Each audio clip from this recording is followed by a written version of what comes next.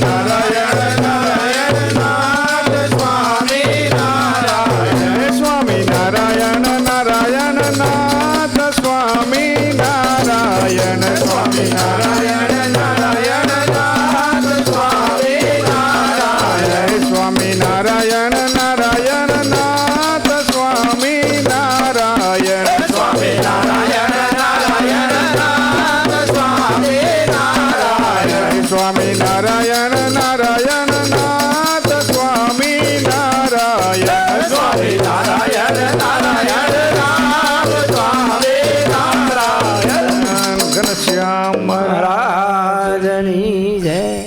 વાહ તબલચીને વાહ. તાલી વધાવો ભાઈ તબલચીને બરાબર.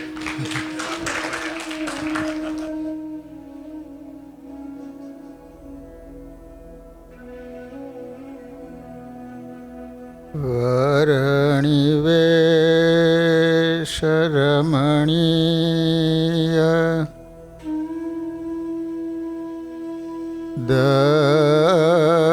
દર્શનમ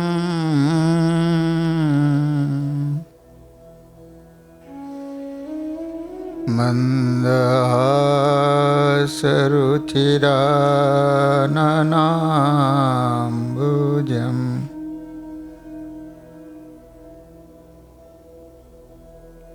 પૂજિતમ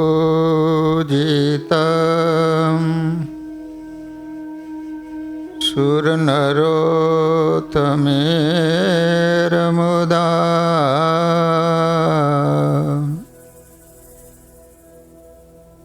ધર્મનંદનમહં વિચિંતયે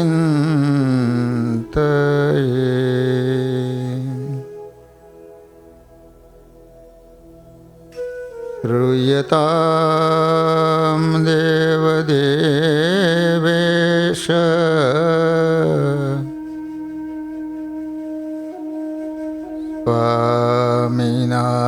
સ્વામિનારાયણ પ્રભો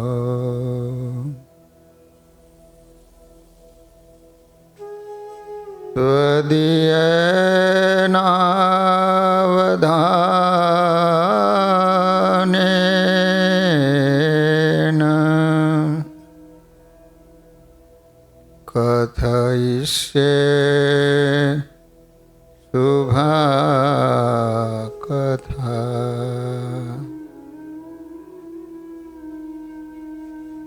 ઓમયવતારિણે શ્રી સ્વામિનારાયણાય નમો નમઃ. શ્રી હરિ કૃષ્ણાય ઘનશ્યામાય નીલકંઠાય કેસરીયુદાસાય નમો નમઃ.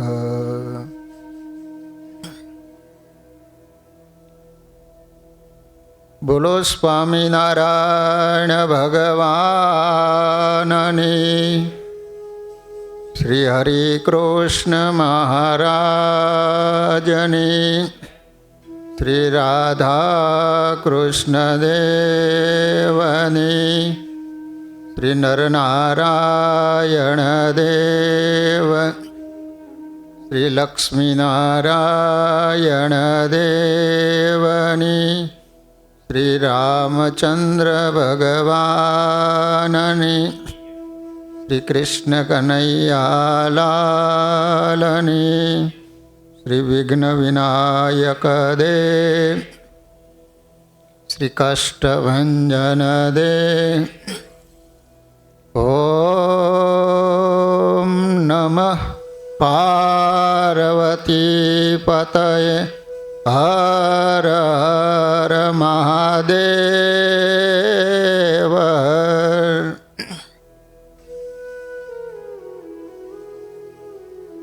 સર્વાવતારી આપણા સૌના આરાધ્ય ઈષ્ટદેવ સ્વામિનારાયણ મહાપ્રભુજી નિજ મંદિરમાં બિરાજતા મહાપ્રતાપી સંકલ્પ સિદ્ધ શ્રી ઘનશ્યામ મહારાજ, શ્રી રાધાકૃષ્ણ દેવ આદિક દેવો, શ્રી નરનારાયણ દેવ ગાદી પીઠાધિપતિ પરમ પૂજ્ય આચાર્ય મહારાજ શ્રી તથા શ્રીજી મહારાજના લાડીલા બધા જ હરિભક્તોને ઘણા ભાવથી જય સ્વામિનારાયણ, જય સ્વામિનારાયણ. વાલા ભક્તજનો, આપણે દર શનિવારે ભગવાનના સાનિધ્યમાં સદગુરુ વર્ય નિષ્કુળાનંદ સ્વામી રચિત ધીરજ આખ્યાનની કથા શ્રવણ કરી રહ્યા છીએ. ગયા શનિવારે આપણે કયા રાજાનું ચરિત્ર ચાલતું હતું? મયુર ધ્વજ રાજાની કથા ચાલી રહી છે. ભગવાન પોતાના ભક્તની કેવી કસોટી કરે છે. જ્યાં સુધી કસોટી ન થાય ત્યાં સુધી એની કિંમત અંકાતી નથી. તો કૃષ્ણ ભગવાન અને અર્જુનજી બ્રાહ્મણના વેશે મયુરધ્વજ રાજાની પાસે આવ્યા અને વાત કરે છે કે હું મારા દીકરાના લગ્ન કરવા માટે જઈ રહ્યો હતો. ગામના પાદરમાં જાન પહોંચી ત્યાં અચાનક જંગલમાંથી સિંહે આવી અને મારા દીકરાને પકડી લીધો. મેં ઘણી પ્રાર્થના કરી કે મારા દીકરાને બદલે મને ખાઈ જાય અને મારા દીકરાને છોડી દે, પરંતુ સિંહ એકનો બે ન થયો. અંતે મને વાત કરી કે નગરના રાજા મયુરધ્વજ છે, એ પોતાનું અડધું અંગ કાપી અને મને આપે તો હું તમારા દીકરાને છોડું. બોલો, બ્રાહ્મણ કહે છે કે કદાચ રાજા ધન આપી શકે, પૃથ્વી આપી શકે, પરંતુ પોતાનું અડધું અંગ કાપી અને કઈ રીતે આપી શકે એમ? અંતે સિંહના કહેવાથી મયુરધ્વજ રાજાને કહે છે કે તમારી પાસે આવ્યો છું. તમે વિચાર કરજો કે મયુરધ્વજ રાજાએ તરત જ ઓલા બ્રાહ્મણને કહે છે કે તમે ચિંતા ન કરો. તરત જ પોતાના દીકરાને રાજગાદીએ બેસાડી અને તિલક તાણ્યું છે. એના દીકરાનું નામ હતું મોરુધ્વજ. સ્વામી કહે છે કે એના પિતાજી મયુરધ્વજ રાજાએ દીકરાને એક જ ભલામણ કરી કે પુત્ર પ્રજાને પાળજો, મ ટાળજો હરીશું સ્નેહ. બહુ સરસ મજાની વાત કરી છે કે સર્વે પ્રજાને પોતાના પુત્રની પેઠે પાલન કરજો. આ રાજાનો ધર્મ બને છે.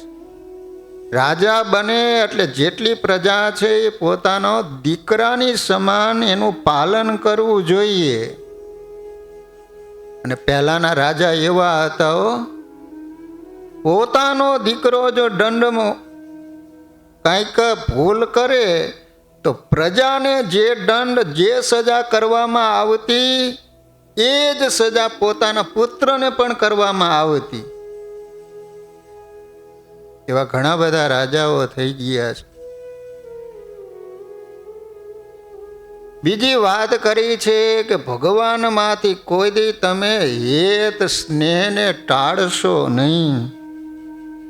બેટા, પ્રેમ કરવો હોય, સ્નેહ કરવો હોય, હેત કરવું હોય ને તો ભગવાનમાં કરજો. અને હેત કરવા જેવા હોય ને તો એ ભગવાન જ છે.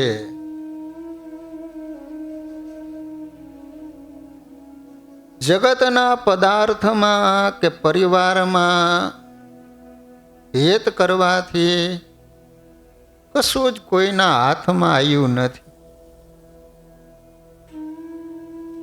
હવે બીજી વાત કરે છે કે પછી નરેશ નાહી તિલક કરી ધરી કંઠમાં તુલસી દામ મંગાયો કરવત વેરવા ત્યારે ઉઠું અકળાઈ ગામ. પછી રાજાએ પોતાના પુત્રને તિલક કરી ગળામાં કંઠી પહેરાવી. તમે બધા તિલક કરો છો ને? શું ધર્મેન્દ્રભાઈ, મંદિર આવો ત્યારે જ કરો છો, ડેલી કરો છો?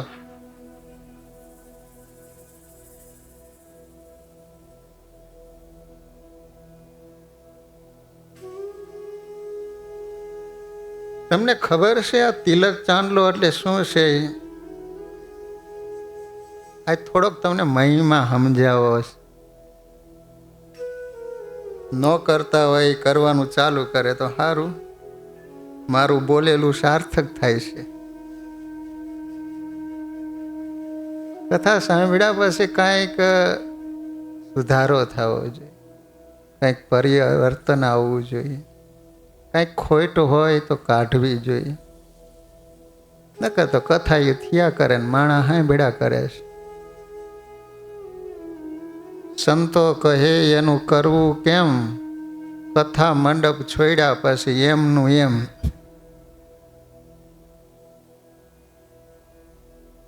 જો અહીંયા તો નીચે કાર્પેટ લગાવેલી છે, જરાય રજ નથી, તોય પણ માણા ઊભા થાય ને એટલે ખંખેરીને ઊભા થાય.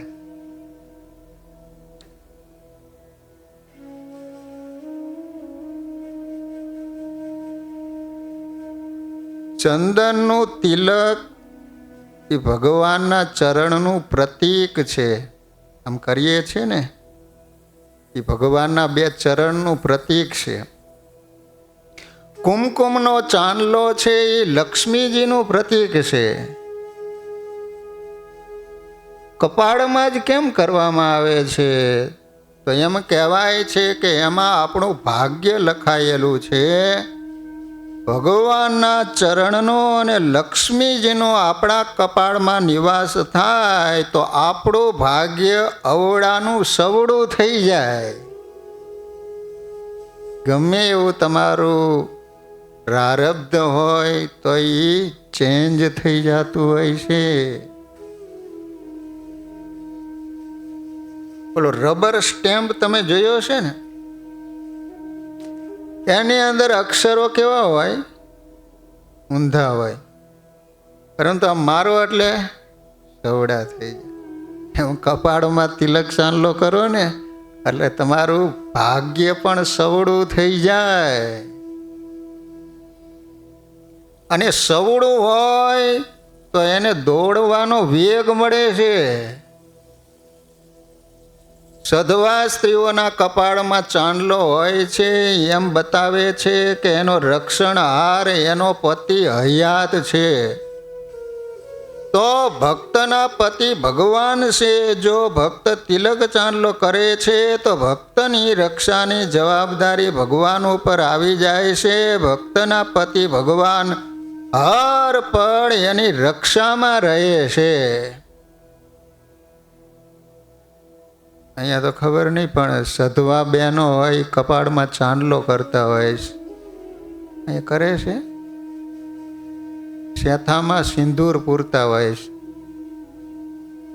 બોલો, એક બેને તો શેથામાં આખો શેથો આમ સિંદૂરથી પૂરેલો. પછી ધીમે ધીમે એ બેન ઓછો કરવા માંડ્યા. એટલે એની બેનપણી હતી એને પૂછ્યું કે પહેલાં તો તું આખો શેથો સિંદૂરથી ભરી દેતી હતી ને હવે અડધો કેમ કરી નાખ્યો? તો કે મારો પતિ બીમાર છે.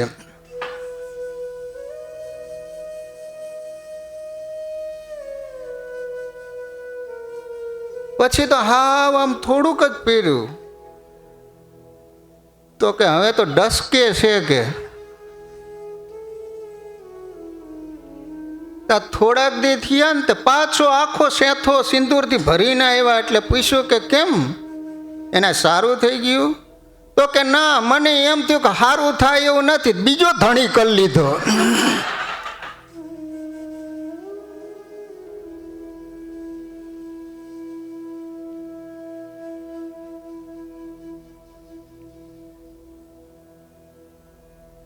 તો કપાળમાં તિલક ચાંદલો કરવાથી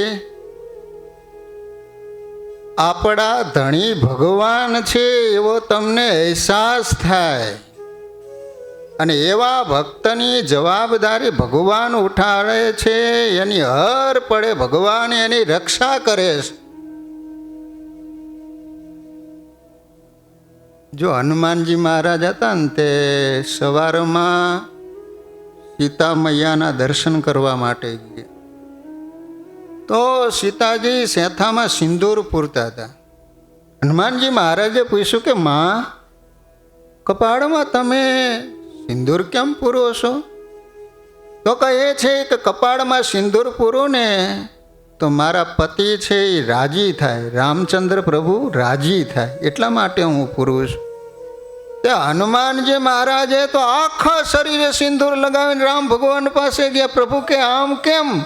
તો કે સવારે ગયો ને મા સેથામાં સિંદૂર પૂરે, અને એટલું સિંદૂર પૂરવાથી તમે રાજી થતા હોય તો આખા શરીરે સિંદૂર લગાવું મારા ઉપર કેટલા રાજી થાવ. લો, હનુમાનજી મહારાજે ભગવાનને રાજી કરવા માટે આખા શરીરે સિંદૂર લગાવીને ગયા.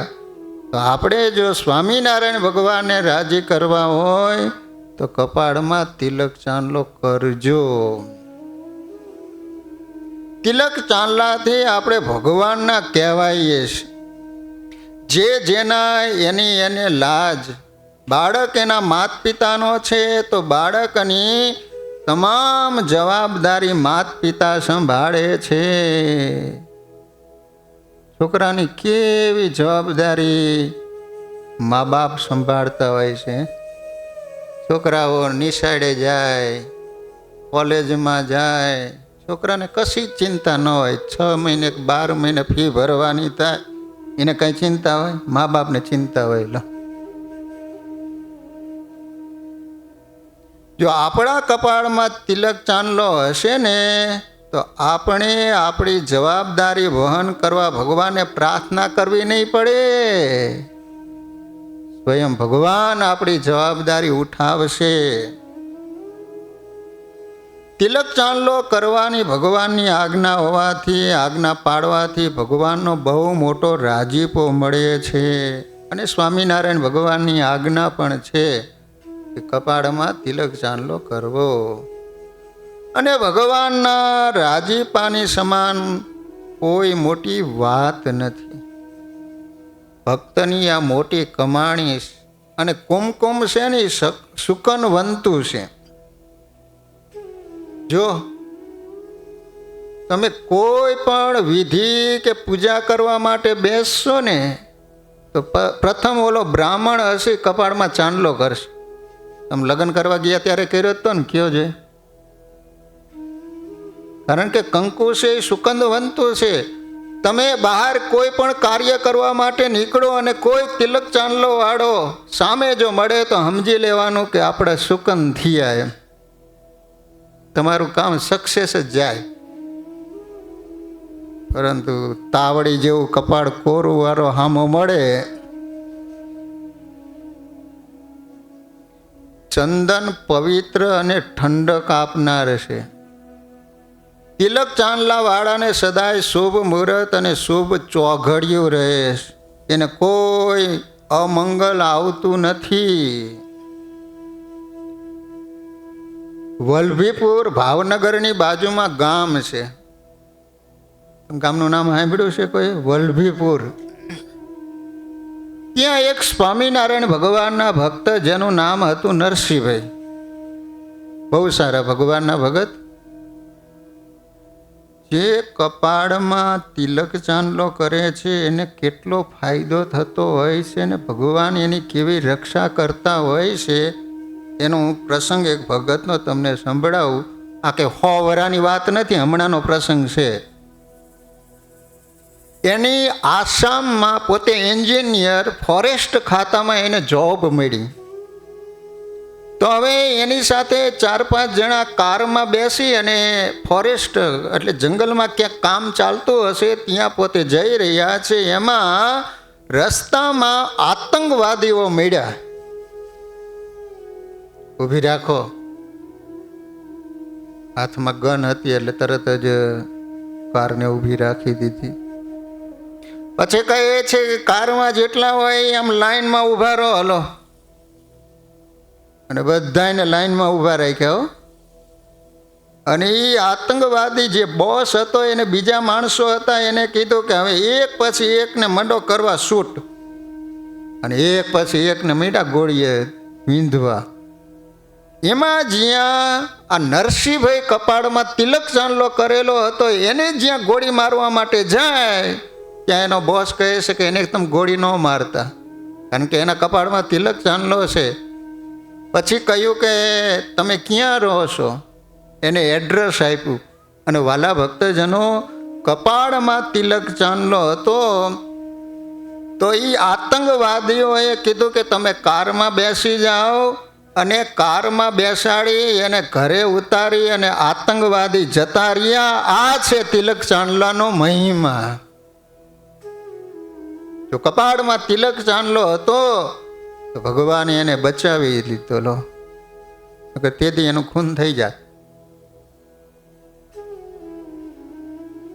કોઈ આપણી સામે જોવે તો આપણે ધાર્મિક છીએ, આપણે સજ્જન છીએ, આપણે કંઈ ખોટું નહીં કરીએ એવી સામેની વ્યક્તિને આપણા પ્રત્યે સારી ભાવના ઉત્પન્ન થશે.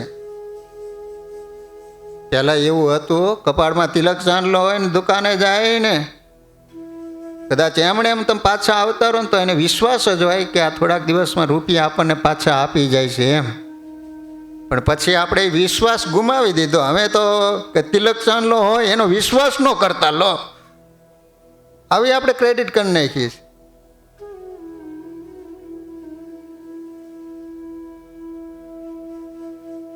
સારા લોકોમાં આપણું સારું નામ કહેવાય છે. સજ્જન લોકો આપણા ઉપર બહુ મોટો વિશ્વાસ મૂકતા અચકાશે નહીં. તિલક ચાંદલો આપણને અયોગ્ય કર્મ કરતા રોકશે. જો તમે હોટલમાં, અહીંયા તો ભૂરિયા હોય ને ખબર ન હોય કે આ સત્સંગિક શું છે આ હોય. દેશમાં તો તમે પાણીપુરીની લારી હોય ને અહીંયા ખાવા માટે જાઓ ને કપાળમાં તિલક ચાંદલો કર્યો હોય ને તો તરત જ કે મારે સ્વામિનારાયણ અહીં ખાવા આવ્યો. તમને આમ સંકોચ થાય કે અહીંયા ન જવાય. એવો કોઈક બોલશે કે મારો કપાળમાં તિલક ચાંદલો ને સ્વામિનારાયણને બહાર ખાતો ન હોય ને અહીંયા ક્યાં ખાવા આવ્યો હતું એમ. તો અયોગ્ય કર્મ કરતા રોકશે. હિન્દુઓ જ તિલક કરતા હિન્દુઓની મસ્કરી કરે એ દુઃખની વાત છે. આજે તમે દેખો, આપણે તિલક ચાંદલો કર્યો હોય તો આપણા હિન્દુ જ લોકો આપણી મસ્કરી કરે. પોતે હિન્દુ હોવા છતાં તિલક નથી કરતા એની વ્યક્તિગત બાબત છે, પણ અન્ય હિન્દુ તિલક કરે એની મસ્કરી શું કામ કરવી જોઈએ? ઘણી વખત આપણે સાંભળીએ છીએ કે જોયું, લાંબા લાંબા ટીલાને ચાંદલા કરીને નીકળી પડ્યા છે, પરંતુ લોકો આ વિશે જાણતા નથી કે તમને સવારમાં કોઈ તિલક કે ચાંદલો કરેલ વ્યક્તિ જો આમાં મળે તો પણ તમારો દિવસ ખૂબ સરસ જાય છે. તો વાલા ભક્તજનો, મેં કીધું આ તિલક ચાંદલાની થોડીક વાત આવી છે તો મેં કીધું મહિમા સમજાવું. કદાચ પૂજા પાઠ કરતા ન હોય ને પૂજા પાઠ કરતા હોય પરંતુ તિલક ચાંદલો ન કરતા હોય તો હવે તિલક ચાંદલો કરજો. ઓકે. ધરી કંઠમાં તુલસી દામ. આ કંઠી પહેરવાનો રિવાજ ક્યારથી શરૂ થયો ખબર છે? આજકાલનો નથી કે, માત્ર સ્વામિનારાયણ સંપ્રદાયમાં નથી કે. એમાં કહેવાય છે કે જ્યારે હનુમાનજી મહારાજે સુગ્રીવને રામ ભગવાનનો ભેટો કરાયો,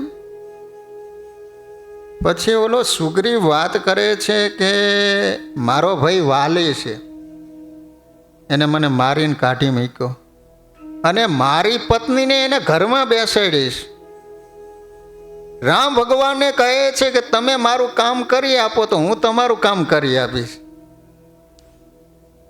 તો રામ ભગવાન કહે છે કે તમે જઈ અને વાલીને લલકાર અને એક જ તીરે એને પૂરો ન કરું તો મારું નામ રામ નહીં કે. અને વાલી એટલે ગજબની તાકાત હો, કોઈ એનો મુકાબલો ન કરી શકે. ઓલા સુગ્રીવને વિશ્વાસ નથી આવતો. તો એ વખતે 7 તાડના વૃક્ષ હતા અને કહે છે કે આ તમે 7 લાઈનમાં, થોડાક આમ લાઈન 2 લાઈનમાં હતા વૃક્ષો, તો તમે એક જ તીરે 7 વૃક્ષોને વીંધી આપો તો મને ખ્યાલ આવે કે તમે વાલીને મારશો એમ. ભગવાને એક જ તીર માર્યું અને તાડ 7 વૃક્ષ હતા એને એક સાથે વીંધી નાખ્યા. હવે વિશ્વાસ આવ્યો અને એ સુગ્રીવે જે વાલીને લલકાર્યો અને એ વાલી ગદા લઈને પાછળ પહેર્યો અને તુમુલ યુદ્ધ થયું. રામ ભગવાન વૃક્ષની વથાએ ઊભા છે અને ઓલો વારંવાર ઓલો સુગ્રીવ જોવે હમણાં તીર મારે, હમણાં તીર મારે. એમાં વાલી એક જોરથી ગદા મારીને હું ભેગો કરી દીધો, હાડકા ખોખરા કરી નાખ્યા. એ તો મોકો જોઈ અને ઊભો થઈને ભાગ્યો જો. શ્વાસ ચડી ગયેલો, પરસેવો રેબઝેબ થઈ ગયેલો. રામ ભગવાને કહે છે કે તમે તો એમ કહેતા હતા કે એક તીરે હું પૂરો કરી નાખીશ, એને બદલે આ તો સારું કર્યું કે છટકીને હું નીકળી ગયો, નકર મારું ત્યાં અચ્યુતમ કેશવમ થઈ જશે. ત્યારે રામ ભગવાન કહે છે કે સુગ્રીવ તમે બંને ભાઈ સરખા છો એટલે મને ખ્યાલ ન આવ્યો કે આમાં સુગ્રીવ કોણ છે ને વાલી કોણ છે. ભગવાનને ન ખબર પડે તો આપણે ખૂણામાં બેઠા રામ રામ રામ કરતા હોય તો ક્યાંથી ખબર પડે. પણ રામ ભગવાન એમ કહેવા જઈ રહ્યા હતા કે જ્યાં સુધી તમે બંનેમાંથી એકે હજી ભગવાનના શરણે નથી થયા એટલે તમે બંને સરખા જ છો એમ. અને બરાબર એ જ વખતે હનુમાનજી મહારાજે પુષ્પની એક માળા હતી લઈ અને ભગવાનની પ્રસાદીની કરીને ગળામાં પહેરાવી. અને રામ ભગવાન કહે છે કે હવે મને ખ્યાલ આવ્યો કે જેના ગળામાં કંઠી છે એ મારો છે, જા જઈને લલકાર. અને ભગવાને એક જ તીર માર્યું અને ત્યાં વાલીને પૂરો કરી નાખ્યો. ત્યારથી ભગવાનની શરણાગતિની કંઠી પહેરવાની શરૂઆત થઈ. જેના ગળામાં કંઠી છે ભગવાન એમ માને છે કે મારો છે. બધા તપાસ કરજો, ગળા અમે જોઈજો બધા. મંગાયું કરવત વેરવા ત્યારે ઉઠ્યું અકડાઈ ગામ. ઓલું કરવત આવે ને લાકડા કાપવાનું જોયું છે તમે? ઈ મગાયું, વિચાર તો કરો. હાલ કલોલ શહેર સૌ થયું, રહ્યું નહીં ધારતા ધીર. હાહાકાર હવો ઘણો ભૈરા સૌએ નયનમાં નીર.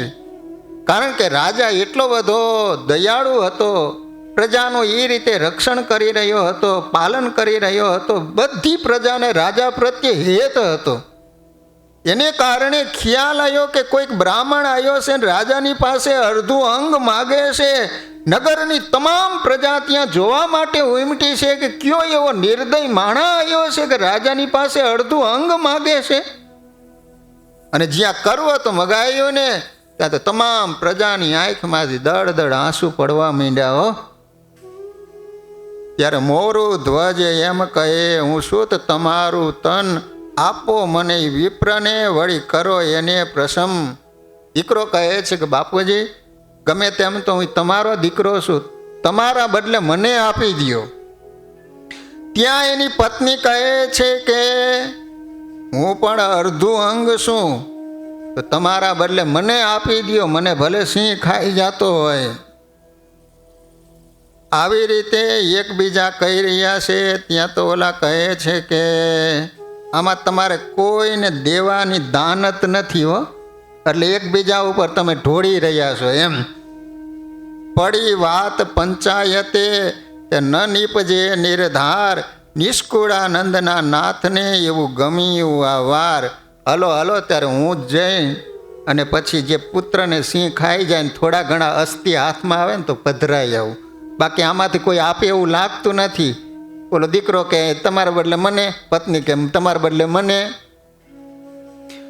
હવે ઓલો બ્રાહ્મણના વેશમાં ભગવાન છે એ શું વાત કરે છે ખબર?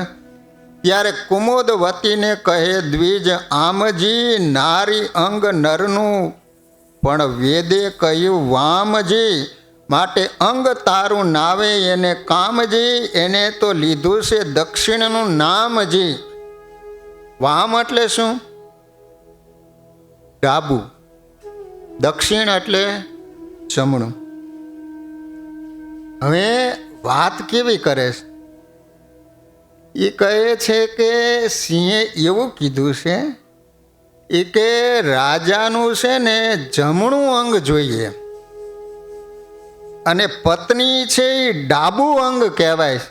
એ અડધું અંગ કહેવાય પતિનું, પરંતુ એ ડાબું અંગ. તમને ખબર તો છે ને બધાને કે કોઈ પણ તમે વિધિમાં બેસો ને તો પત્ની હોય ડાબી બાજુ બેસવા જાય. તો જો સ્વામિનારાયણ ભગવાને લક્ષ્મીનારાયણ દેવની જ્યારે વડતાલમાં પ્રતિષ્ઠા કરી ને ત્યારે શોભારામ શાસ્ત્રી વડોદરાના એ પછી દર્શન કરવા માટે આવ્યા. તો આમ જઈને દર્શન કર્યા, પરંતુ આ તો વિદ્વાન એટલે સ્વામિનારાયણ ભગવાને લક્ષ્મીનારાયણ દેવ પધરાવ્યા તો ખરા, પરંતુ લક્ષ્મીજી ડાબી બાજુ હોવા જોઈએ એને બદલે જમણી બાજુ પધરાવી દીધા.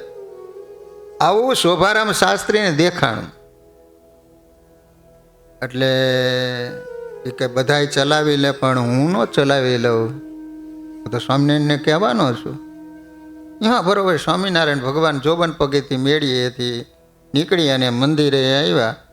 સ્વામિનારાયણ ભગવાન જ્યાં મંદિરના પગથિયા ચડે ત્યાં શોભારામ શાસ્ત્રી નીચે ઉતરે. સ્વામિનારાયણ ભગવાને જોયું પણ શોભારામ શાસ્ત્રી આમ મોઢું પડી ગયેલું. મહારાજ કહે છે કે કેમ શોભારામ મંદિર બરાબર ન લાગ્યું એમ?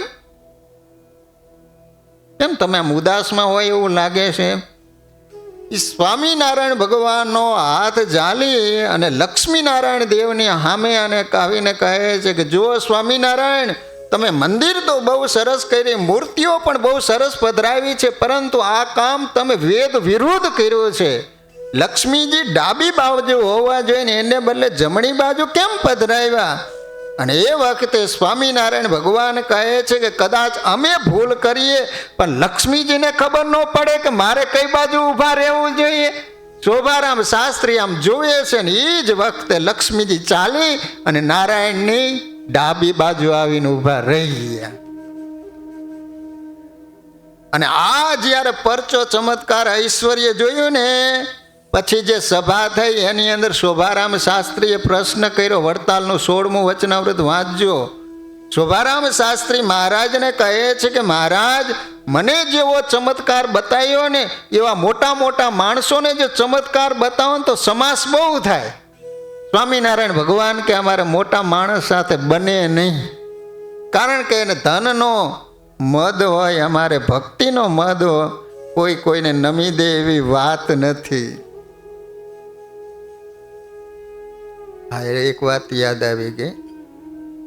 તમને ખબર છે કે આ લક્ષ્મીનારાયણ દેવની મૂર્તિ ક્યાંથી આવેલી છે? કેટલાને ખબર છે? હાલો, તમને ખબર નથી એટલે કહી દઉં. તમને આ બધું નવું નવું નથી લાગતું ને?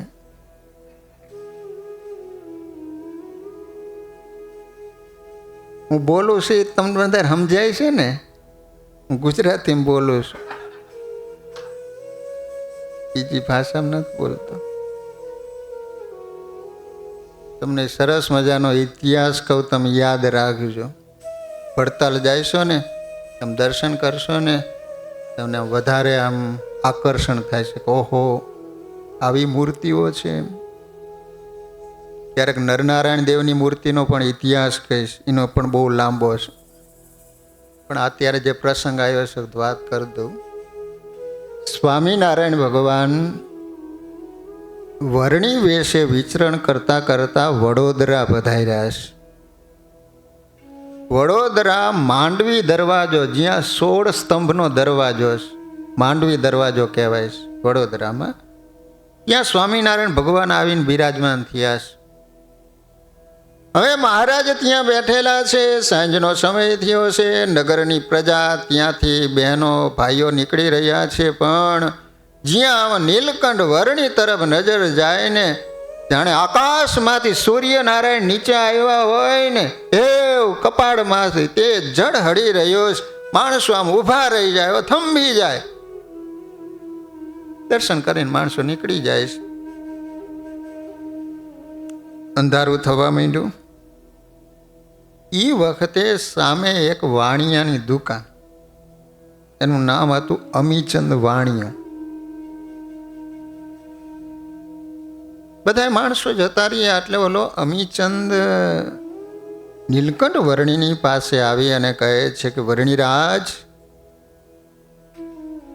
તમારે જમવાનું શું છે? તો કે કોરા કડાકા. વાણિયો કહે છે કે વર્ણિરાજ, તમારે જમવા માટે ઘરેથી લઈ આવું? મહારાજ કે હા.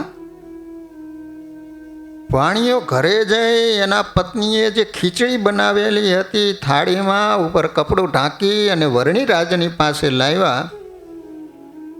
નીલકંઠ વર્ણીએ એમાંથી કોળીઓ એક ગ્રાસ મોઢામાં મૂકી ખીચડી પ્રસાદીની કરી અમીચંદ વાણિયાને કહે છે કે આ પ્રસાદીની ખીચડી ઘરે લઈ જા અને તારા પત્નીને તું જમાડજે.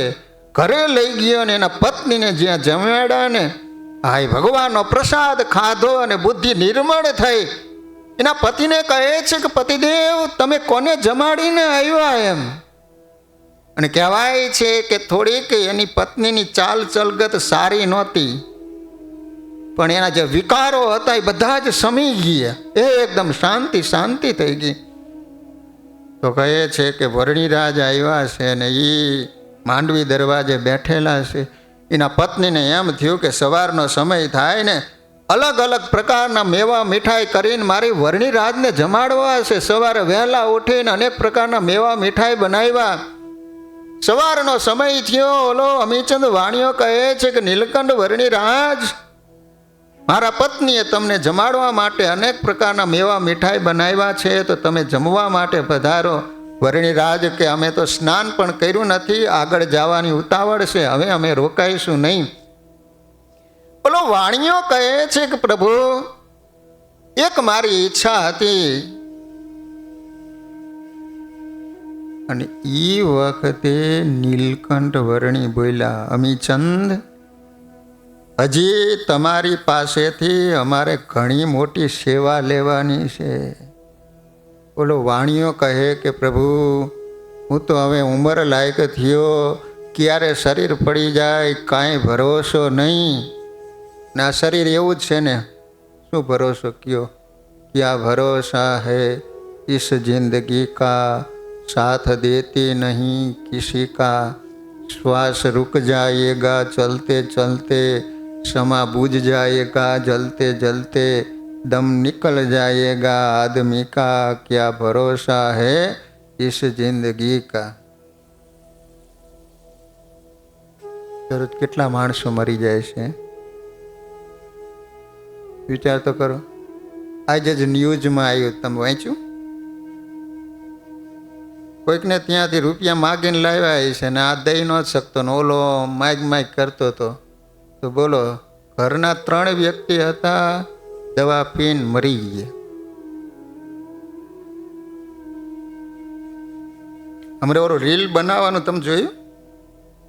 ઓલા 3 છોકરાઓ કાર લઈને ગયા અને એ કેનાલમાં આમ રીલ બનાવવા માટે બ્રેક ઉપર પગ દેવાનો હતો, એને બદલે લીવર ઉપર દઈ દીધું, સીધી કેનાલમાં ગઈ.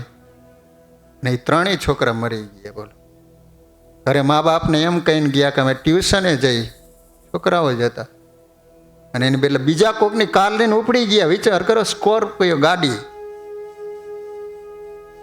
હા, 3 લાશ બારી નીકળી. તો વિચાર તો કરો, કેવા માણસો આંધળુકિયા. એક કદાચ 2-3 હજાર રૂપિયા એમાં કદાચ મળતા હોય, આપણને તો ખબર નથી રીલ્સ બનાવીને અંદર કેટલા રૂપિયા આપતા હોય. પણ આવા ગાંડા માણસો થાય છે. ને મા બાપને શું વીતી શક્યો છે. એમાં જેના એકના એક છોકરા હશે એના ઉપર તો પહાડ પડ્યો હોય છે. તો ઓલો અમીચંદ વાણીઓ કહે છે કે હવે તો ઉંમર લાયક થયો, શરીરનો કાંઈ ભરોસો નહીં, તમે મારી પાસેથી શું સેવા લઈશો એમ. અને એ વખતે નીલકંઠ વર્ણી કહે છે કે જો તમારા પૂર્વજોની પાસે લક્ષ્મીનારાયણ દેવની મૂર્તિ હતી, પરંતુ એ સમયે ગમે તેના ભયને કારણે તમારા ફળિયામાં ખાડો ખોદી અને એ મૂર્તિ દાટી દીધેલી છે. આ વાણિયાને ખબર નહોતી. બોલો, ભગવાને કીધું એ વાણિયાને, હું સત્સંગમાં ગયા પછી બ્રહ્માનંદ સ્વામીની પાસે વડતાલમાં મોટું મંદિર બંધાવીશ, અને એમાં જ્યારે મૂર્તિની જરૂર પડશે ત્યારે મારા સંતો તારા ઘરે લેવા માટે આવે ત્યારે ફળિયામાંથી લક્ષ્મીનારાયણ દેવની મૂર્તિ કાઢીને તું મારા સંતોને આપજે. મહારાજ આટલું કંઈ નીકળી ગયા. ભાઈ બ્રહ્માનંદ સ્વામીની પાસે મંદિર બંધાયું, અને જ્યારે મૂર્તિની જરૂર પડી ત્યારે સ્વામિનારાયણ ભગવાન સંતોને કહે છે કે જાઓ વડોદરામાં અમીચંદ વાણિયાને ત્યાં. અને એ વાણિયાએ પોતાના પૂર્વજોએ જે ફળિયામાં ખાડો ખોદી અને લક્ષ્મીનારાયણ દેવની મૂર્તિ દાટી દીધી હતી એ જ મૂર્તિ સંતોને આપી અને વડતાલ લાવ્યા, અને સ્વામિનારાયણ ભગવાને પોતાના સ્વહસ્તે મધ્ય દેરામાં લક્ષ્મીનારાયણ દેવની સ્થાપના કરી. આજે હજારો ને લાખોની સંખ્યામાં પૂનમના દિવસે માણસો દર્શન માટે ઉમટે છે. તો અહીંયા ઓલો બ્રાહ્મણ એમ કહે છે કે સિંહે એમ કીધું છે કે રાજાનું જમણું અંગ જોઈએ એમ, અને તમે તો ડાબું અંગ કહેવાય એટલે તમારું અંગ ન ચાલે. નામ લીધું છે દક્ષિણનું. સિંહ બોલે, રાણી કુંવરનું વેરેલ, ઈ પાછું રાણી અને કુંવર વેરેલું હોવું જોઈએ, બંનેને કાપવાનું એમ. એવું લઈને આવજે, આપ્યું હોય હરખે ભરેલ, ઈ પાછા હરખે આમ આનંદમાં એમ. એકને આંખમાંથી આંસુ ન પડવું જોઈએ, ઉદાસ થઈને નહીં.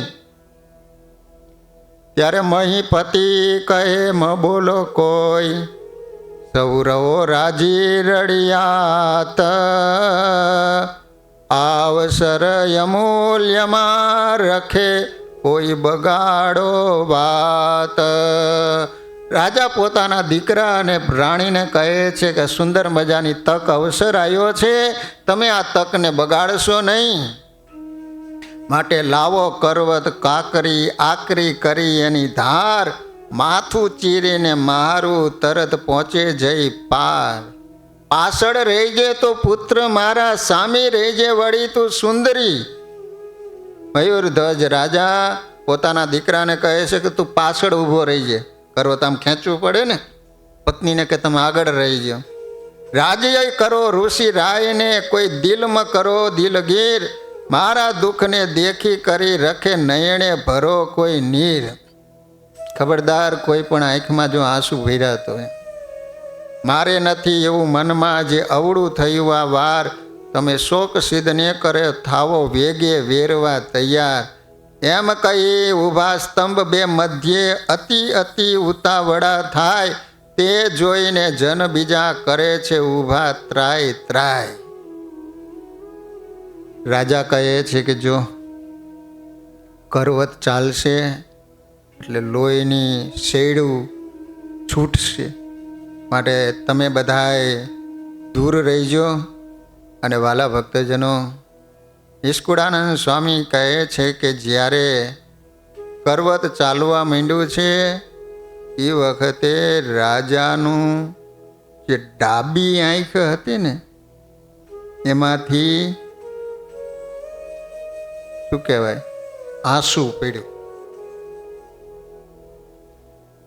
ત્યાં ઓલો બ્રાહ્મણ કહે છે કે તમે આ તો પરાયણે આપતા હોય એવું લાગે છે. તમે આનંદથી આ શરીર આપતા નથી, માટે તમારું શરીર ન જોઈએ એમ. ત્યારે ઓલા રાજા કહે છે કે ડાબી આંખમાં આંસુ એટલા માટે આવ્યું કે ડાબું અંગ એને એમ થાય છે કે જમણું અંગ તો સિંહના ઉપયોગમાં આવશે, પરંતુ મારું અંગ સિંહના ઉપયોગમાં નહીં આવે, એટલા માટે એને દુઃખ થયું છે. અને આટલું જ્યાં કીધું ત્યાં નિષ્કુળાનંદ સ્વામી કહે છે કે જે બ્રાહ્મણ હતા એમાંથી સાક્ષાત કૃષ્ણ ભગવાન પ્રગટ થઈ ગયા. એવું સુણી દ્વિજ પલટીને થયા, ત્યાં પ્રગટ પુરુષોત્તમ રૂપ નિષ્કુળાનંદનો નાથ ગાથ કહે, માગ માગ મુજ પાસથી ભૂપ. હવે ભગવાન રાજી થઈ અને મયુરધ્વજ રાજાને કહે છે કે માગો માગો. જો કેવું સરસ મજાનું માગે, નકર માણસોને માગતા ન આવડે હો. ઓલો વડનગર વિસનગરનો સૂબો હતો, તો સત્સંગીઓને હેરાન બહુ કરે કે સ્વામિનારાયણ ભગવાન નથી. અત્યારે માણસો બોલે જ છે ને સ્વામિનારાયણ ભગવાન હોય તો ઘનશ્યામ પાંડે હતો, તમે ભગવાન કરી દીધો હશે, એમ કે ભગવાન થઈ જવાય. તે હરિભક્તો કે સ્વામિનારાયણ ભગવાન છે, તો ઓલો શુભો કહે છે કે જો સ્વામિનારાયણ ભગવાન હોય તો હું 8 દીમાં આંધળો થઉં. ઓલા સત્સંગી કહે છે કે ભાઈ ભગવાન છે એ તો કલ્પવૃક્ષ સમાન છે, ચિંતામણી તુલ્ય છે, તું જે સંકલ્પ કરીશ એ પૂરા થાય છે. તું આવું માગે છે એના કરતા એવું માગ ને મને કે હું શુભો છું, એના બદલે મને રાજ્ય મળે એમ. તો કે ના, તમારે સ્વામિનારાયણ ભગવાન હોય ને તો હું 8 દીમાં આંધળો થઉં. તો નિષ્કુળાનંદ સ્વામી કે વાયદો વેગડો રહ્યો, દિન 4માં આંધળો થયો. 8 દિન બદલે 4 દીમાં આંધળો થઈ ગયો, કાંઈ દેખાતું નથી. તે માગ્યું એવું થાય જ ને. માગતા પણ આવડવું જોઈએ. એક ના નથી કેવી વાત.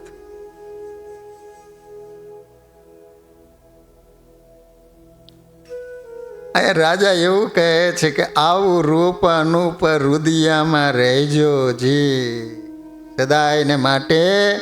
હે ભગવાન, આવા ને આવા રુદિયામાં રહેજો. જો આપણા સંતોએ કીર્તનોમાં એ જ માગ્યું છે, તમારી મૂર્તિ વિના મારા નાથ રે બીજું મને.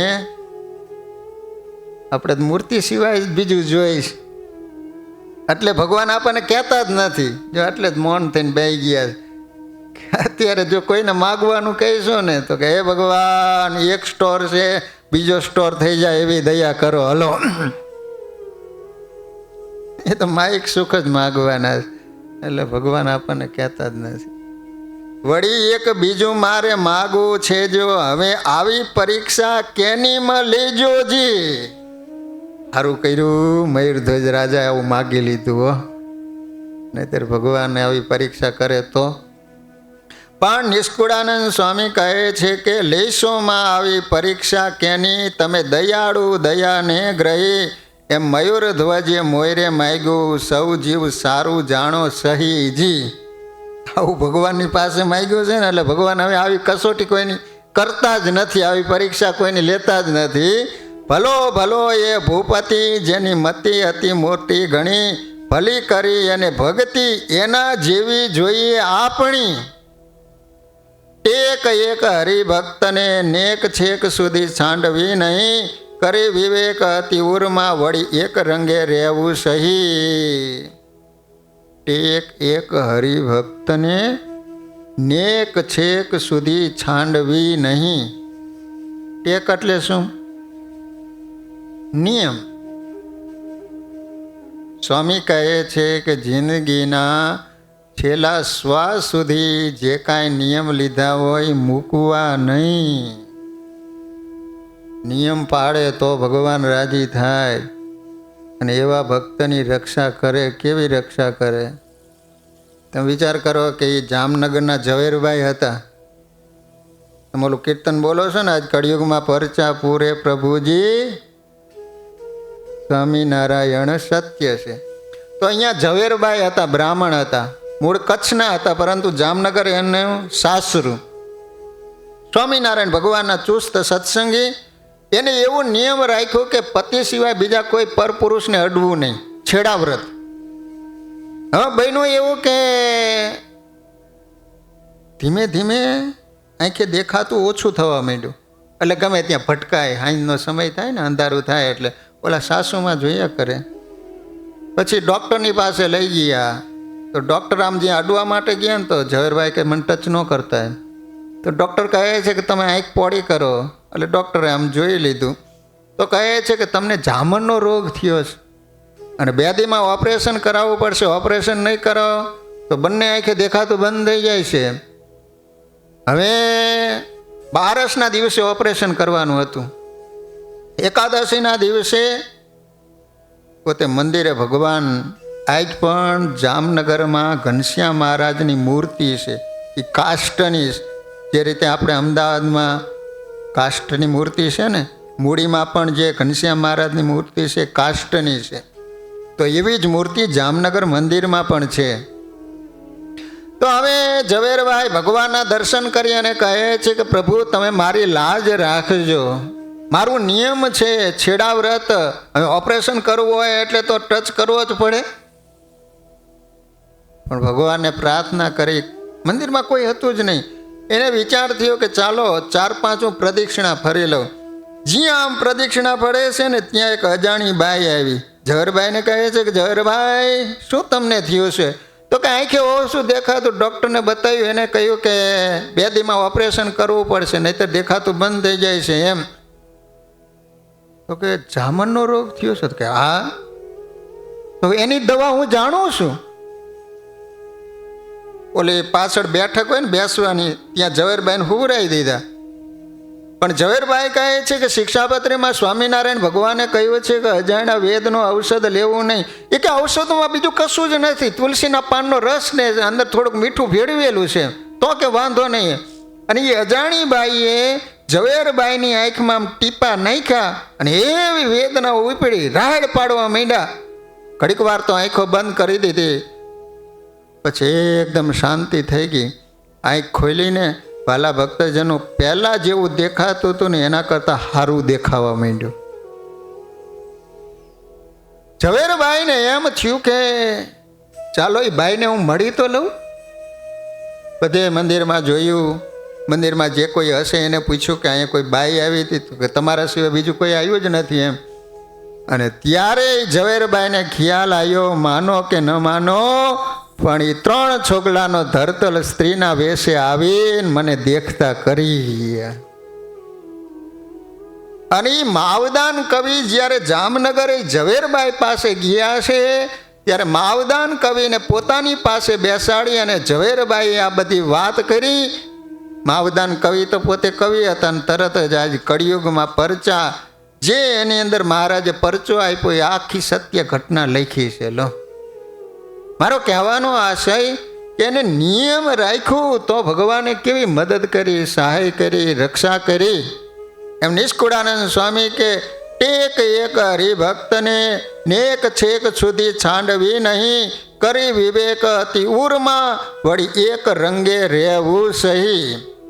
પડે પડે રંગ પલટે ચડે, કહીએ નવલ કસુંબી કહીએ નીલનો, એક રેણી કેણી એક રીત નહીં, સ્વભાવ સમસલીલનો.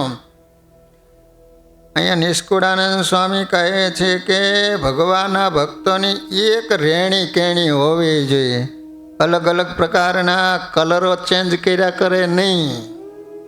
કાચિંડાની જેમ ઘડીક આમ રે ફેર્યા જ કરે. બોલ, જેમ ઈક્ષુ પામે અમૂલ્યતા, તે તો પ્રથમ પોતે પીલાય છે, ત્યાર પછી ચડે તાવડે, એના ગોળ ખાંડ સાકર થાય છે.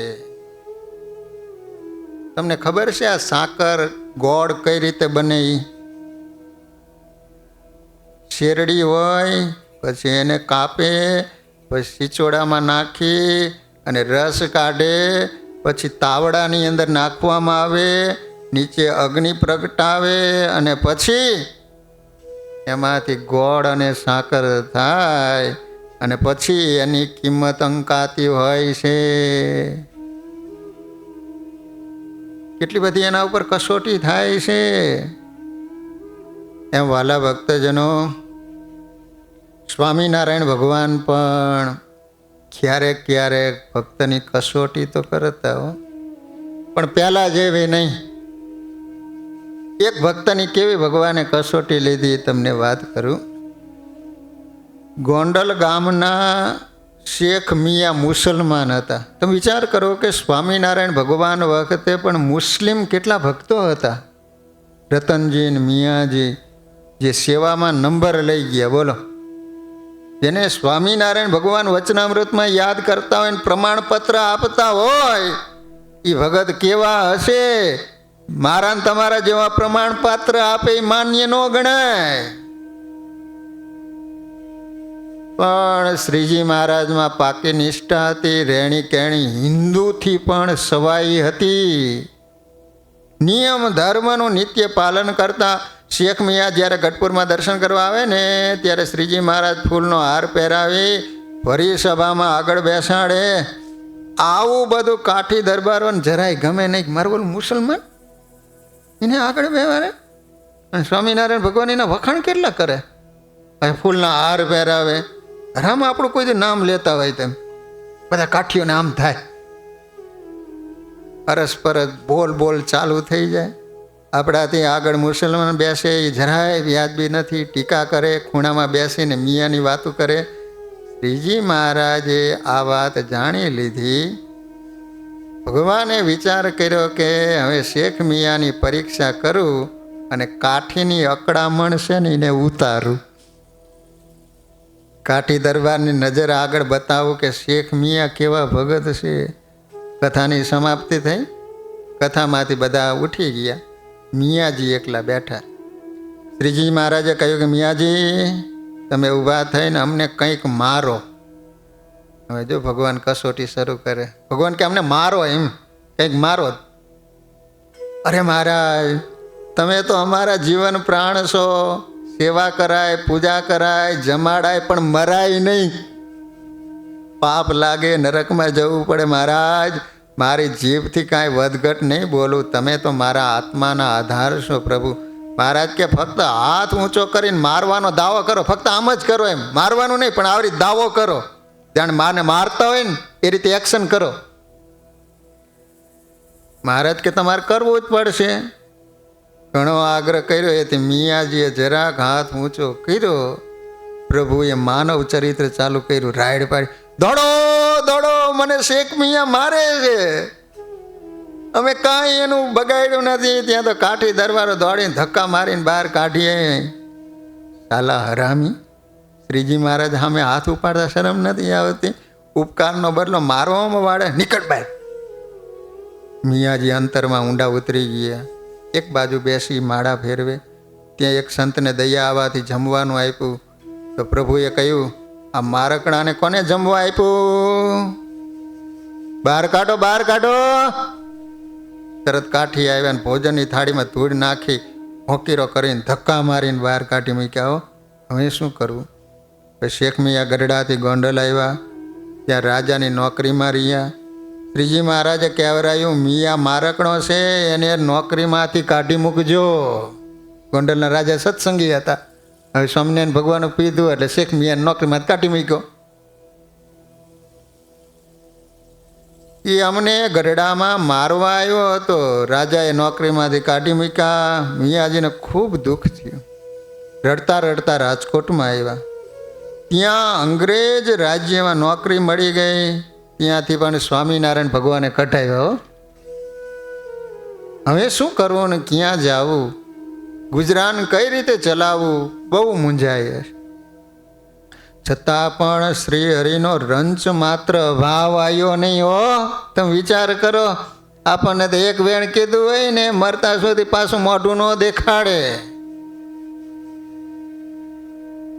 આટલું એનું અપમાન કર્યું, તાડન કરે છે, છતાંય પણ એને સ્વામિનારાયણ ભગવાનનો અવગુણ ન આવ્યો.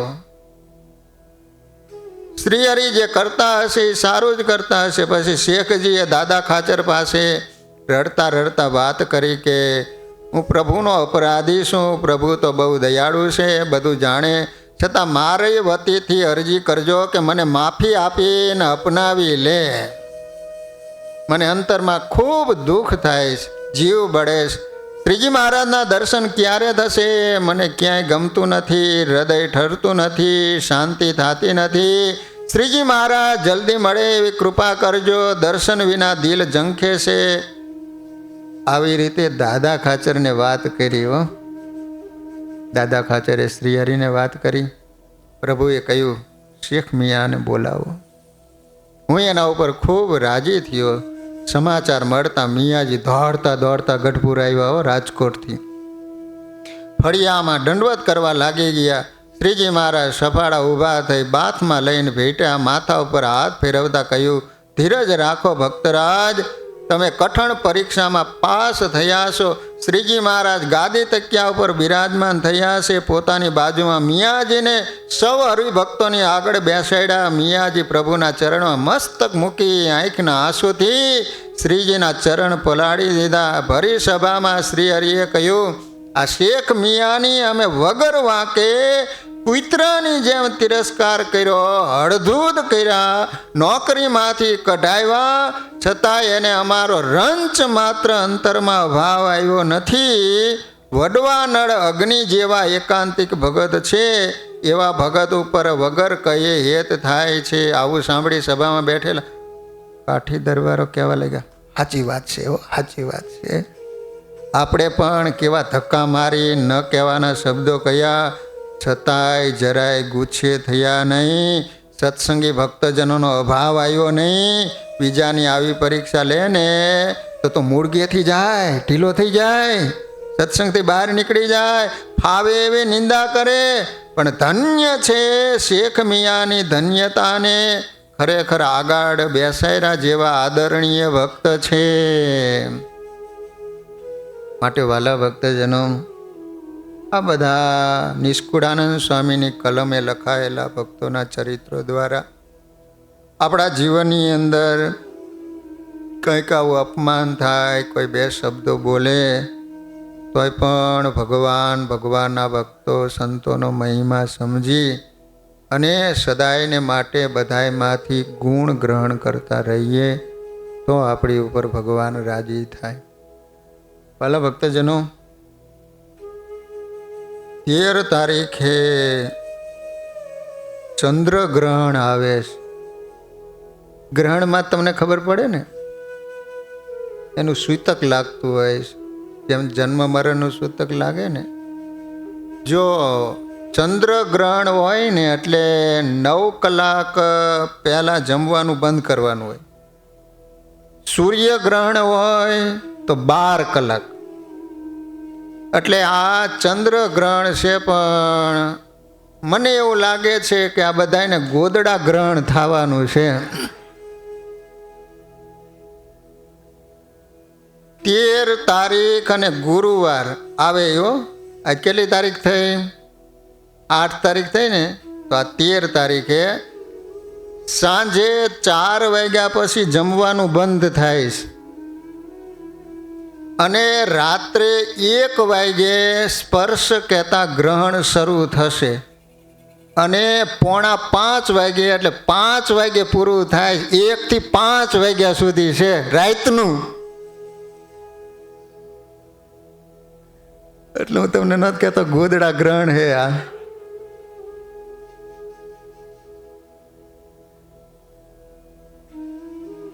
તો તમે શું કરશો? હું તમને કહું, એ 5 કલાક તો કોઈ જાગવાના નથી, હું જાગવાનો નથી.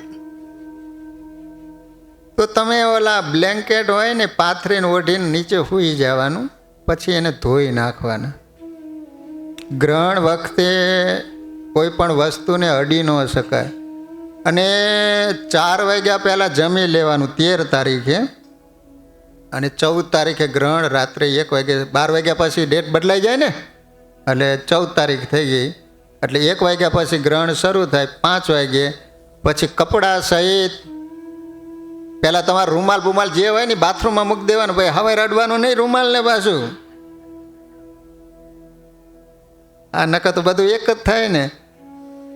આવું તો ગ્રસ્ત તમારે ખબર નહીં આવું સોડે બોડેની રીત રાખતા હોય કે ન રાખતા હોય, પણ આવું કરજો. તો પછી કપડાં સહિત સ્નાન કરી પછી પૂજા કરી ભગવાનના દર્શને આવી અને દાન કરવાનું લખ્યું. દાનનો મહિમા બહુ છે. ગ્રહણ વખતે દાનનો મહિમા. 1-2 ગાય લેતા આવજો દાનમાં દેવા.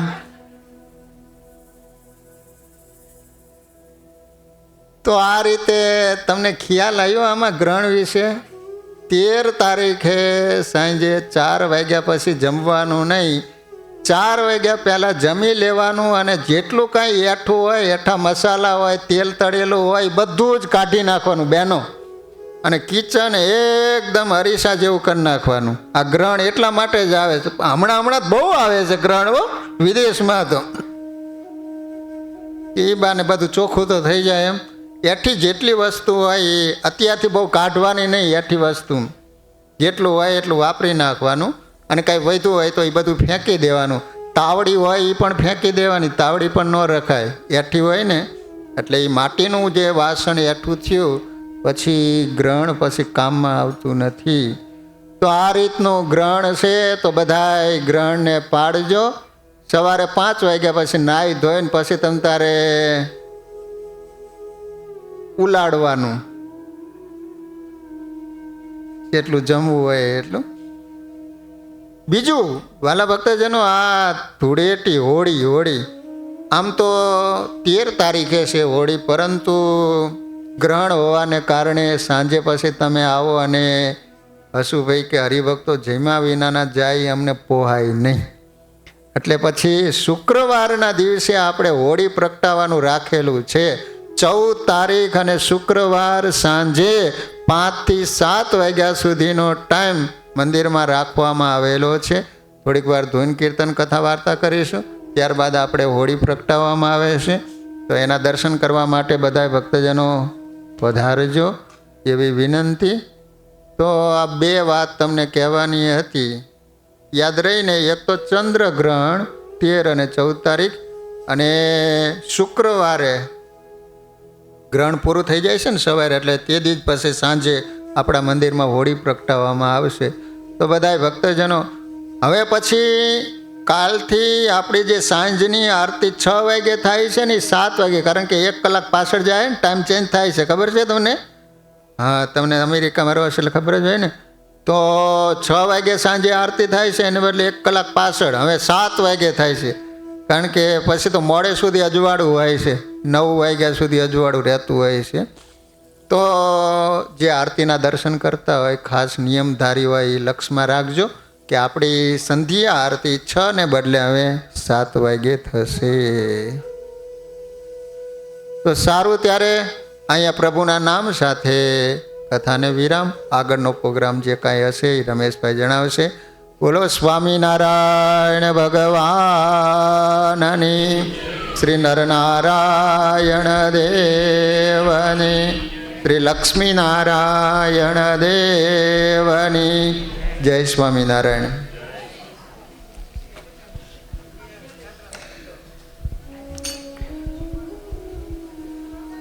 સિંહાસનમાં બિરાજમાનને દિવ્ય દર્શન આપતા આપણા ઈષ્ટદેવ એવા શ્રી સ્વામિનારાયણ ભગવાન તથા રાધાકૃષ્ણ દેવ તથા શ્રી નરનારાયણ દેવ તથા શ્રી રામચંદ્રજી ભગવાન તથા નિજ મંદિરમાં પધરાવેલા એમના દેવો તથા વ્યાસપીઠ ઉપર બિરાજમાન પરમ પૂજ્ય શાસ્ત્રી શ્રી વિશ્વવિહારી સ્વામીજી તથા હરિના લાડીલા સૌ હરિભક્તો, ભાઈઓ, બહેનોને, બાળકોને જય સ્વામિનારાયણ. દર શનિવારે વૈરાગી મૂર્તિ નિષ્કુળાનંદ રચિત ધીરજ આખ્યાન અન્વયે સ્વામીજીએ આજે મયુરધ્વજ રાજાના આખ્યાન અન્વયે વિવિધ દ્રષ્ટાંતો આપી અને આપણને રમૂજી ભાષામાં ખૂબ સરસ રીતે કથાનું રસપાન કરાવ્યું. એ બધા આજે સ્વામીને તાળીઓથી વધાવીએ. સાથે સાથે લક્ષ્મીનારાયણ દેવનું શું મહત્ત્વ છે એનો પણ આપણને ઇતિહાસ કીધો. આપણા માટે તો દરેક કથા નવી છે, આપણે સૌ જાણીએ છીએ. જ્યારે પૂછો ત્યારે એ પહેલી વખત સાંભળતો હોય એવું લાગે છે. એટલે સ્વામીજીને કહીએ કે કાયમ આવી કંઈક વિશેષતા હોય સંભળાવતા રહેજો. હવે આ જીવન સભાના યજમાન શ્રી પરમ ભક્ત નાટવરભાઈ કેશવલાલ પટેલ જામડાવાળા, સભામાં કોઈ હાજર હોય તો આવો પ્રસાદીનો હાર ગ્રહણ કરવા. આજની સભાના યજમાન પરમ ઘનશ્યામભાઈ ગાંડાલાલ પટેલ નારદીપુર, આવો ઘનશ્યામભાઈ સ્વામી જોડે પ્રસાદીનો હાર ગ્રહણ કરવા. ઘનશ્યામભાઈની પણ આ મંદિરમાં ખૂબ સેવાઓ રહેલી છે. આપણે એમના તાળીઓથી વળીએ. બોલો સ્વામિનારાયણ ભગવાનની જય.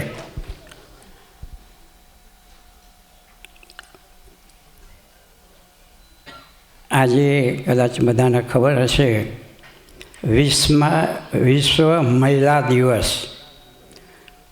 એ નિમિત્તે દરેક બહેનોને ખૂબ શુભેચ્છાઓ. આપણા સનાતની સંસ્કૃતિમાં તો કહેલું છે નારી તું નારાયણી. એટલે આપણે તો વર્ષોથી એમનું મહત્ત્વ સમજતા જ આવ્યા છીએ. આ દેશમાં ક્યાં રચ્યું એ આપણને ખબર નથી, પણ આપણા દેશમાં તો સનાતન ધર્મ જ્યારથી શરૂ થયો ત્યારથી નારી તો નારાયણ એનું મહત્ત્વ કેટલું છે આપણે સૌ જાણીએ છીએ. અને વ્યક્તિનું ઘડતર એટલે આપણું ઘડતર એ મહિલા વગર શક્ય નથી. આપણો જન્મ પણ આપણી મા દ્વારા થાય. બેન આપણને સ્કૂલમાં લઈ જઈને હાથે પકડી ચલાવતી થઈ જાય. એ પછી આપણે મોટા થઈએ, આપણે લગ્ન થાય તો આપણી પત્ની તરીકે આપણું એ જીવન વ્યવહાર ચલાવે. આમ દરેક ક્ષેત્રે સ્ત્રીનું મહત્ત્વ છે આપણે સમજીએ છીએ. એટલે આપણું ઘડતર મહિલા વગર શક્ય નથી. અને એટલે જ દોહામાં કીધું છે કે ઘરનું ઢાંકણ નાર.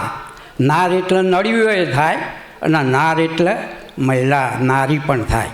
એટલે આજે આ વિશ્વ મહિલા દિવસ નિમિત્તે બહેનોને હાર્દિક શુભેચ્છાઓ. તાળીઓથી વધાવો બહેનોને. એટલું તો કરો.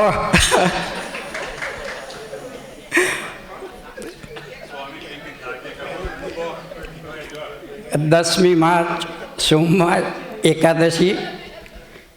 હવે તહેવારોમાં 10મી માર્ચ સોમવારે એકાદશી દરેક હરિભક્તો ધ્યાન રહેજો.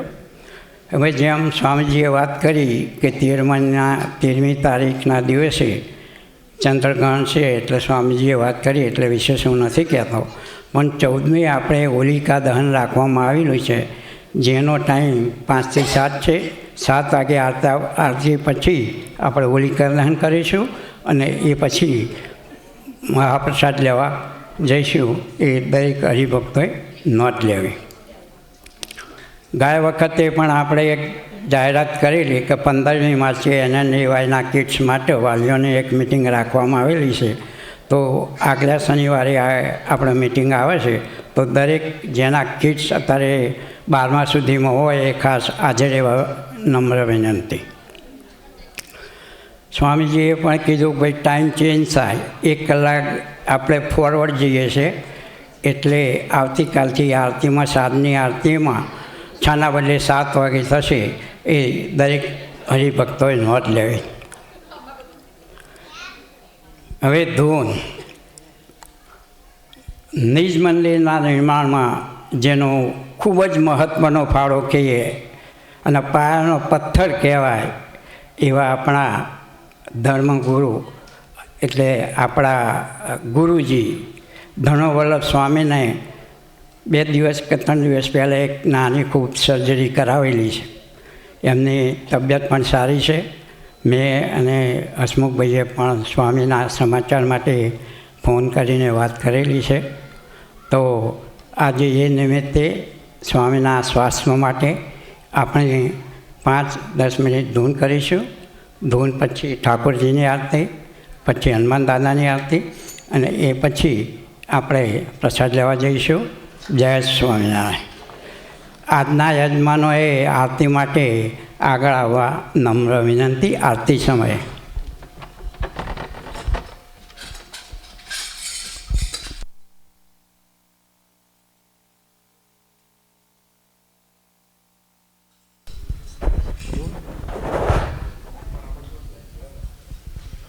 સ્વામિનારાયણ સ્વામિનારાયણ સ્વામિનારાયણ નારાયણ સ્વામિનારાયણ સ્વામિનારાયણ સ્વામિનારાયણ નારાયણ સ્વામિનારાયણ